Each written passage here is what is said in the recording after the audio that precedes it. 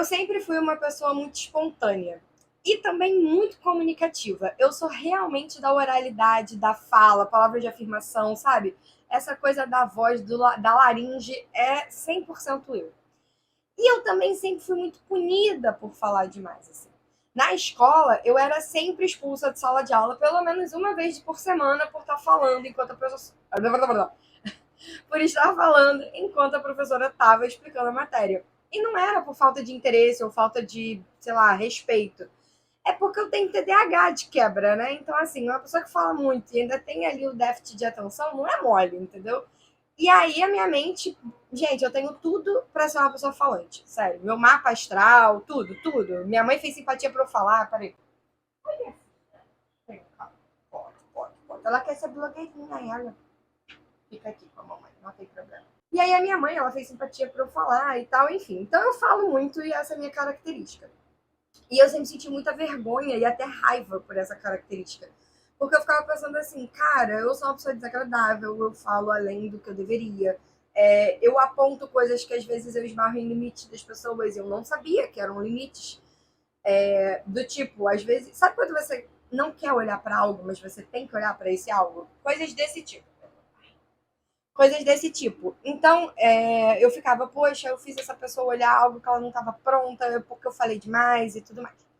E eu sentia muita culpa, mas assim, acima de tudo, eu sentia muito remorso. E eu costumo dizer que não existe nada pior do que remorso, sério. Que sensação horrível sentir remorso, é muito ruim. E eu sentia um remorso, assim, horroroso, e eu ficava me sentindo culpada, e eu carregava aquilo, aí virava ansiedade. Oi, filha.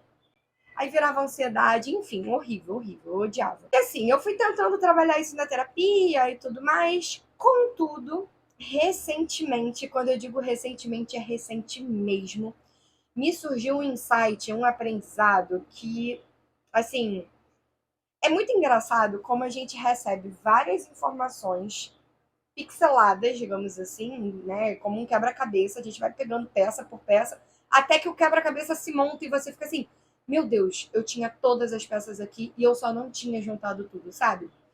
Eu tenho algumas máximas, assim, que eu acredito muito, como, por exemplo, toda opinião é uma confissão, a gente só enxerga no outro aquilo que a gente tem, o outro é um espelho mágico de nós mesmos, e eu já tinha escutado a expressão de que nada é pessoal. Só que não tinha internalizado para mim da forma como está internalizando agora. Então é quase um ao vivo esse aprendizado. Oi, meu amorzinho do céu, olha, muito linda. Ele tá olhando.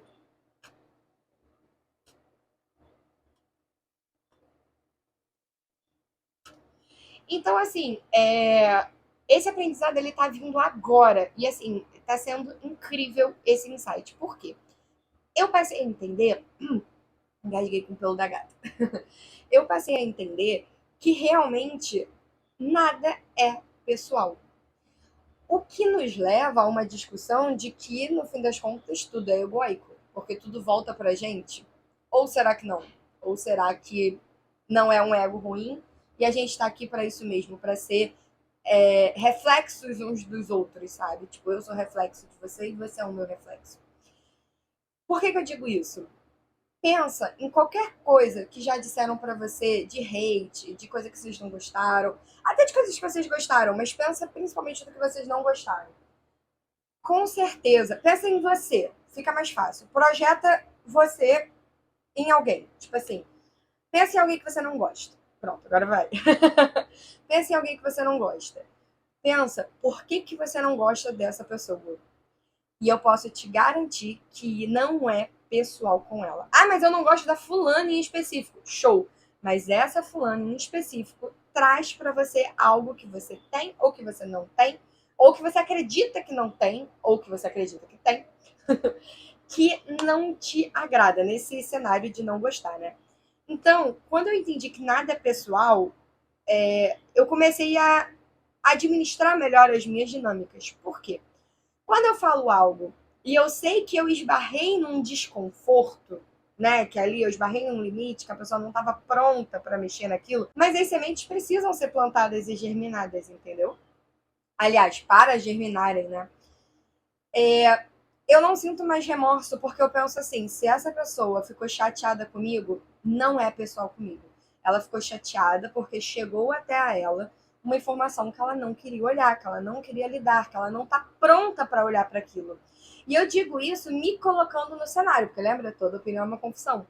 Eu já passei inúmeras situações em que eu não queria olhar para aquilo, me obrigaram a olhar, me trouxeram uma verdade assim escancarada na cara e depois eu fiquei muito irritada, parei de falar com a pessoa, me afastei e levei anos, tipo, papo de 2 anos, assim, até mais, dependendo do tema, né? Mas é porque o tema específico que eu tô pensando levou 2 anos. Mas depois eu parar e falar assim, aqui é, menina. Então, assim, até para criar conteúdo aqui na internet, tá me fortalecendo muito esse aprendizado e ele tá internalizando. Eu sinto que tá entrando e eu tô muito feliz com isso.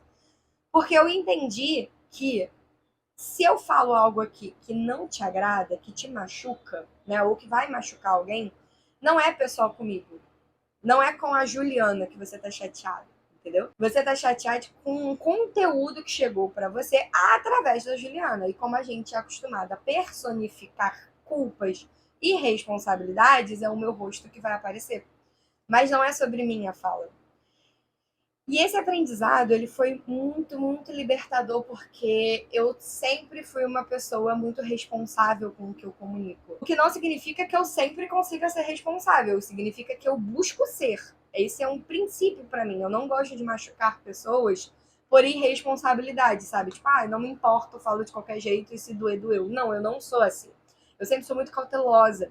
Só que aí eu comecei a entender que eu não tenho responsabilidade sobre tudo. E principalmente, a partir do momento em que eu decido me tornar instrumento divino para a comunicação, instrumento do universo para te trazer um insight, talvez eu mexa sim com a sua zona de conforto, sabe? E isso eu digo não só com você que está me assistindo, eu digo isso nas minhas relações interpessoais, eu digo isso comigo mesma. Então, assim, às vezes eu tenho insights que eu fico incomodada de ter esses insights. E eu não quero falar sobre isso, sabe? Isso acontece. Então, se acontece comigo, quiçá com outro, né? Eu que estou na minha mente já estou aqui nesse movimento, então que sei os meus limites, né? Ou que pelo menos eu consigo entender quando eu entrei em um, eu esbarrei em um. Imagina com quem eu não tenho acesso. Então esse aprendizado foi extremamente importante para mim, para eu entender que se eventualmente acontecer de eu atravessar alguém de uma maneira que seja dolorosa e essa pessoa sinta a necessidade de ressoar comigo de uma maneira negativa, digamos assim, que eu consiga limpar e pensar que não é pessoal. Nada é pessoal. Vou te dar um exemplo só para ficar claro de como nada é pessoal. Então, eu vou te dar um exemplo sobre gordofobia que é fácil da gente pescar, assim, é muito amplo, né? Todo mundo já sofreu algum tipo de pressão estética. Então, eu vou falar da gordofobia em específico. Imagina, eu tenho certeza que você já vivenciou algum caso de uma pessoa que também tem um corpo parecido ou até menos dentro da pressão estética do que você, falando de alguma parte do seu corpo, da sua barriga, do seu braço, da papinha e etc. Aí você até pensa, cara, como que essa pessoa tá falando de mim tendo a mesma característica que eu tenho? E assim, importante dizer também que às vezes acontece da gente responder essa pessoa de tipo, mas você já olhou a sua barriga, você já olhou o seu braço, você já olhou o seu corpo, né? A gente meio que acaba ressoando na agressividade também. E tá tudo bem, é um processo mesmo, e às vezes a gente precisa responder com uns supetões pra gente mesmo, né? Pro laringe aqui não fechar. E a pessoa tira sarro daquilo, mas é porque eu já sou mais velho, é porque. E aí cria uma justificativa e geralmente tem uma sátira, tem um humor ali. É muito comum você tirar sarro, você fazer piada daquilo que te machuca para que você não olhe aquilo. Mas aquilo ainda te machuca. E é por isso que você traz para o outro. Então, uma coisa muito legal de se dizer aqui é que todo julgamento que você faz para fora significa que dói muito mais em você quando você faz para dentro e que você faz para dentro. Então, aquela máxima de que quando você aponta um dedo tem 3 apontados para você, é isso. Porque você não pesa a mão no julgamento daquilo que você não julga. E a gente só enxerga no outro aquilo que a gente tem. Então, se você está julgando aquilo daquela pessoa, em algum aspecto aquilo te atravessa. Seja porque você tem uma aversão absurda, seja porque você sintoniza com aquilo de uma forma sincrônica mesmo, sabe? Então, essa pessoa ela vai comentar do seu corpo porque ela também tem críticas ao corpo dela. Ela só aprendeu a criar uma ferramenta ali, quase que no instinto de sobrevivência, para poder reagir sem demonstrar que se machucou com o comentário. Isso é muito importante, né? Você tem que parecer aqui que você não se importa, para poder meio que sair ileso, sabe? E você ficou machucado. E é muito interessante a gente entender essa dinâmica, porque muitas das vezes nós somos a pessoa que agride o outro porque não quer olhar a própria dor. Por isso que é muito importante essa coisa do não julgar, né? Porque muitas das vezes, para não dizer sempre, a gente projeta no outro aquilo que a gente tem, sabe? Então, todas as vezes em que você ouvir alguém criticando a sua roupa, que roupa você veste, qual maquiagem você usa, qual é a paleta de cor que você gosta, qualquer coisa do tipo, pensa, toda opinião é uma confissão. E essa pessoa, ela fala mais sobre ela do que sobre você. E que nada, nada é pessoal. Tudo que essa pessoa disser está dizendo sobre ela. Você é apenas uma representação externa daquilo que a incomoda. E aí eu tô falando num cenário negativo, mas também vale o cenário positivo, tá bom? Então, você é apenas uma representação. É como se tivesse uma materialização daquilo que incomoda aquela pessoa na frente dela.